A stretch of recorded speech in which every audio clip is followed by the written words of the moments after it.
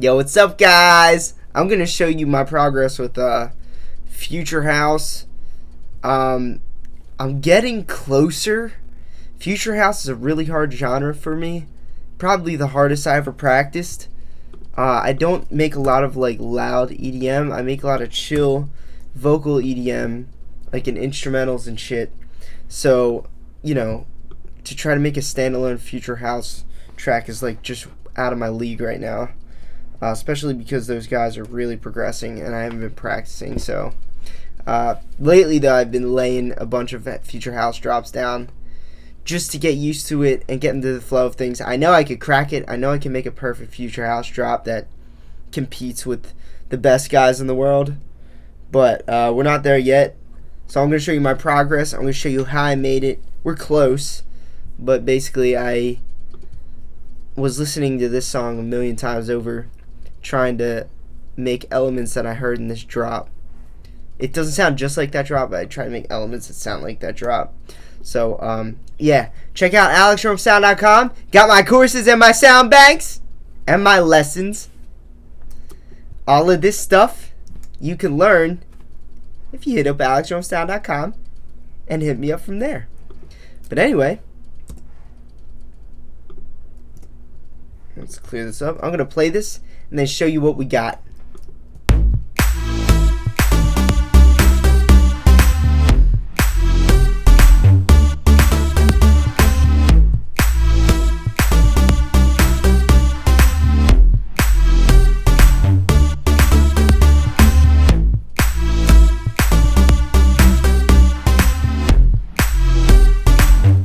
So let me give you my mindset on this one. This is the first part of the drop, the part without the hi-hats. I didn't want to do the hi-hats because that would get like very noisy, and I wanted to concentrate more on the rhythm and the bounce and shit. So, you know, when the bass line happens, it's like very bouncy, and it kind of works really well with that lead. Also, my lead just, I think, is like not there yet. I could get a better sounding lead and a better sounding melody, but I mean, I wasn't really going for the melody or lead sound really. I was going more for the rhythm and bounce, because that's what kind of, in my opinion, that's what makes Future House so crazy, is that bouncy rhythm, that crazy bouncy rhythm. Oh yeah, mind you, I just laid this down, so if this sucks, let me know in the comments. My ears are too used to it. Like, you know when you just lay something down, you think it's gold, or you think it's good, and then you listen to it the next day and you're like, shit, what the hell was I thinking? I'm like there right now, so forgive me if it sounds bad, because I don't really know. All I can hear is progress from where I've gotten before with this shitty fucking genre. It's not a shitty genre, it's actually really hard for me. I've never been challenged as hard with a genre, but I will crack it. I'm gonna keep practicing the genre. Let me show you what we got. Alright, so I started out with the kick. Sounded like this, yeah? This was actually originally 4 semitones out of key. That's why I had to bump it up 4 semitones right here. You don't want your house kicks to be out of key, or else your song's going to sound whack, or something's going to sound out of place and you won't know what it is. So get your kick in key before you forget about it, and you end up with a drop that doesn't sound good because your kick's out of whack. I found this nice little clap on Splice. I wanted something fat and loud. That was pretty fat and loud. Layered it. Layered it again. That layer's so puny, but like it gives grittiness to the whole sound. Let's get into the rhythm. So that was my whole, you know, percussion at the start. Then I was like, okay, well, we need that like bounce, like, and your bass line bounce is all in the bass line always, because whatever your bass line does kind of decides the flow and the mood of everything, because this is house music. It's like bass music, you know what I mean?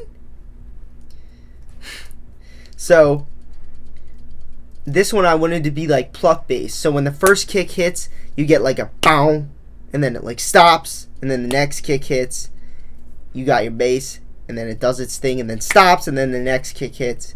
The bass happens, does its thing, stops, and the next kick hits.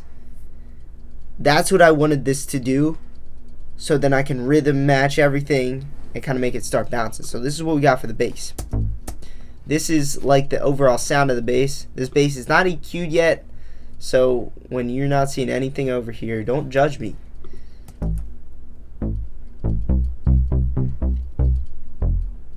Wow, I didn't even put Romero on here. So this was my rhythm that I came up with.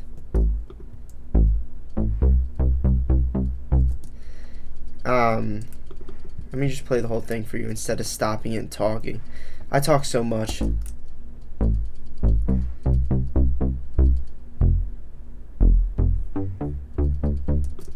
So that was the original bass sound, and then I was like, okay, we got some layering to do.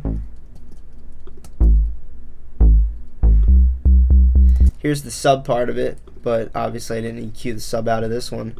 Let's actually do that.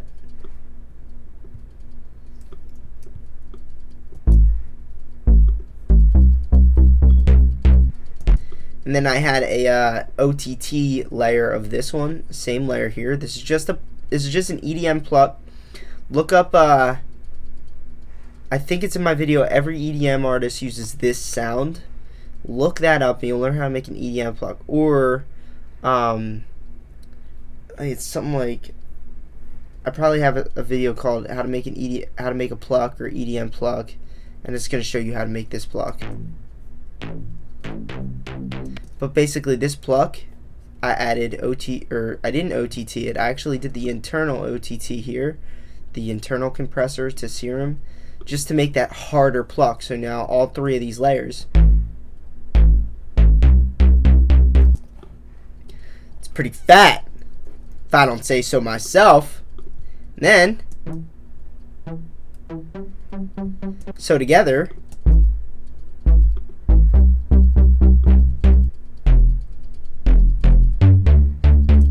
the point of this was not to be able to hear it, because then I layered it with that.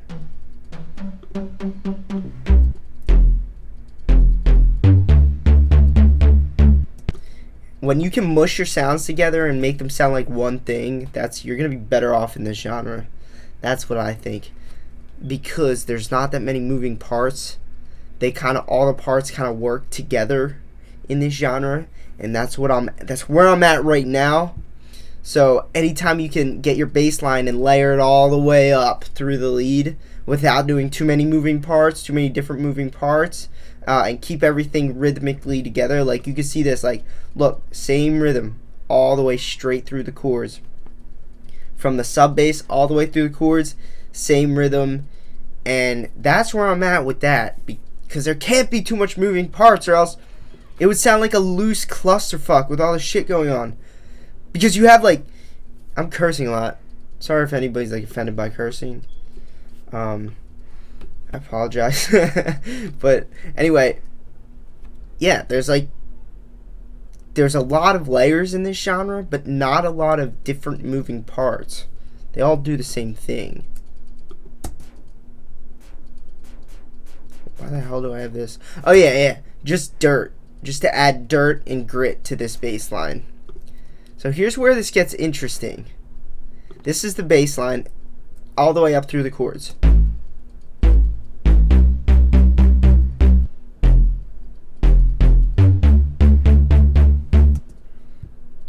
Now I added some rock and roll, baby. Watch this.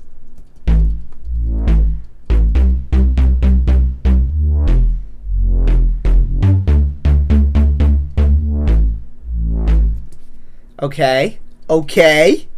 Now watch that. Watch this by itself. It's a reverse pluck. Or like a counterfeit reverse pluck. Ready? Watch this. All I did was loosen the attack on the modulation envelope down here. And now the pluck gets really slow. Like that. Like that. I did that to keep the bass line going in a different way than it already was. So then what I could do is I could match the lead, a reverse lead to it, and create a wave, baby!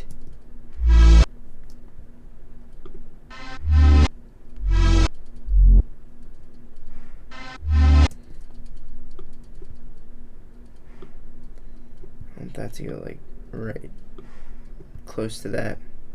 So watch. I'm going to keep everything on, including those reverse leads.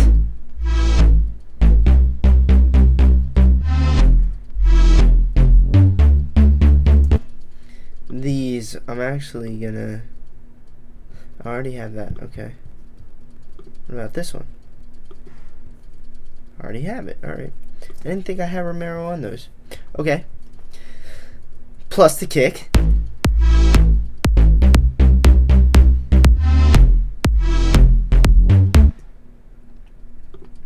Okay. This little pokey thing right here is to keep the dry areas of the bass moving. Now listen to this.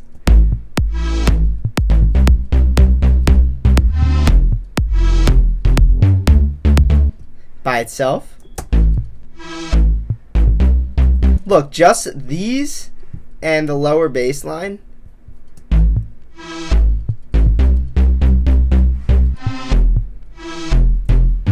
There's so much drive in that. Like just what I showed you right there. Future Bounce is about that crazy rhythm and everything working together to create that same bouncy rhythm. Future House, Future Bounce, whatever. The Mike Williams stuff. Brooks does it. But he's more of like the, I feel like Brooks isn't Future House. His is evolved big room. That's what I think he is. I think Mike Williams is more like Future House, Future Bounce.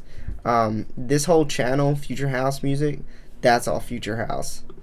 What else we got? Okay, we got the leads, which I'm almost ready for.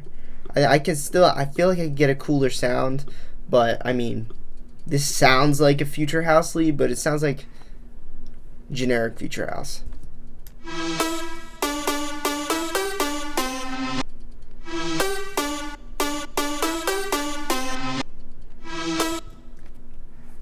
So here's what you're hearing. You're hearing Future House lead 1. That was the first one I did. So like, here's what I'm finding out about future house leads is they're very sample based. So I couldn't actually get a nice sound with a synthesizer. And when I'm listening to a lot of Future House songs, I'm finding that unless it's bass driven and it's just a bass line that is your lead, try not to use a synth. Try to use a sample and load it into a sampler, because you want that kind of raw pitch change. It's like weird as hell. I don't know why, but like that's what I'm hearing when I hear this stuff, because then you can like manipulate it and do your own things to it.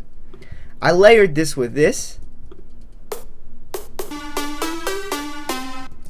just to kind of add that pop to it. This genre has a lot of pop to every single instrument.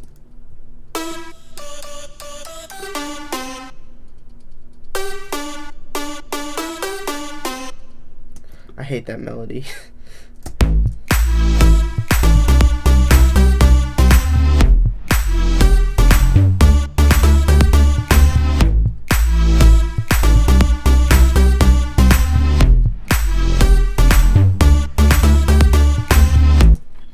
Alright, so where am I at now? It needs a little bit more layers. I think it needs a little bit more activity in the highs. For some reason, I've been struggling layering up on the highs without making it just sound overloaded and bad. But I guess what I'm going to do from here is overload the highs and then start taking away and try to get more activity and more movement in the highs. Like that isn't tonal movement, but more like percussion movement in the highs, and sounds and noises and weird background sounds. Like, so what I'm going to do is I'm going to listen to this sound over and over and try to pay attention to atmospheres and see what's going on in the background. And yeah, but these leads, I actually got all of these leads from splice.com. I just searched future house leads, I think. No, I searched lead, and then I went to genre, and I picked future house, and then I went to one shots, and there's actually a bunch of beautiful future house leads for you to use in a sampler. But that's how I would recommend doing it. Use those in a sampler. Oh yeah, and then right here, I also had some reverse effects. So if we actually focus on all the percussion with these reverse effects.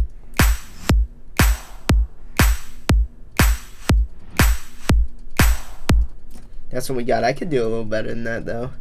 I was mainly trying to get the bass line and lead working together, and I think I did quite well. I'm still evolving my future house skill, but I'll get there. I'll get there. I can make anything. Let's go! Hope you guys enjoyed this video. Leave a thumbs up if you did. Comment your thoughts in the comment section below. Subscribe here if you're new. Hit that little bell if you're new as well. It'll give you notifications every time I upload heat. Every time I do something crazy, you can follow along my music vlog every single day. Because this is kind of like a music vlog now. I just kind of upload what I'm practicing every single day. And you guys can learn a bunch of cool stuff from it. And go ahead and subscribe here if you're not subscribed yet. I'd really, really appreciate that. And comment your thoughts. What do you think? I love talking to you guys. Peace out.